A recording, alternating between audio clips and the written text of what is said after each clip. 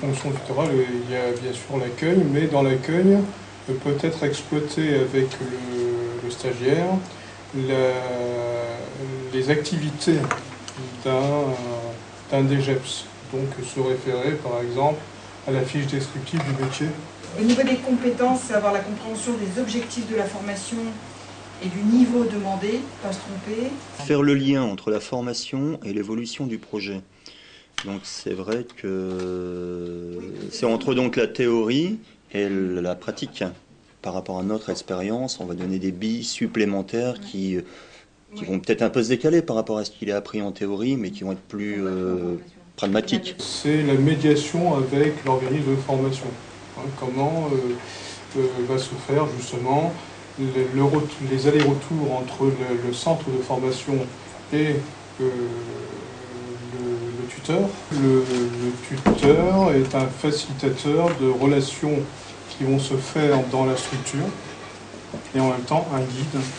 Donc en fait, il a 3 niveaux de rencontres, une chaque jour permanente, une fois par semaine avec moi notamment et une fois par semaine avec toute l'équipe.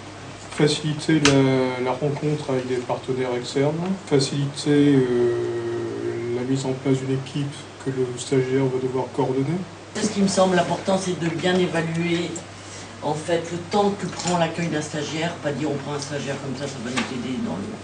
Mais bien évaluer le temps et de se donner des temps d'évaluation avec le stagiaire pour pouvoir l'orienter et voir les problèmes qu'il rencontre et tout ça. En fait, je crois que c'est la fonction principale. Nous, on a mis en place des feuilles de présence et d'absence qui sont à remettre tous les mois et qui doivent être validées par le tuteur. Et il y a possibilité de mettre un commentaire. Donc le tuteur, s'il a une remarque à faire, il peut le faire tous les mois. Le tuteur doit être capable d'accompagner. J'ai rajouté former, puisqu'on l'avait dit tout à l'heure dans l'aspect aussi formation. Visualiser un rétro-planning de la formation en rapport avec le projet. Savoir s'il y a des choses sur lesquelles il faut avancer plus ou moins vite. Il faut être à l'écoute des problèmes des stagiaires et l'aider à formuler ces problèmes, parce que comme souvent, les stagiaires, ils ont un problème, mais ils se terrent dans un mutisme absolu. Le tuteur doit être en mesure de repérer les points forts et points faibles du stagiaire par rapport au projet.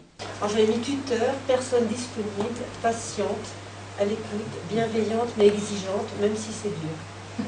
Accompagner de façon, alors, bienveillante, ça nous embêtait un petit peu le terme bienveillant.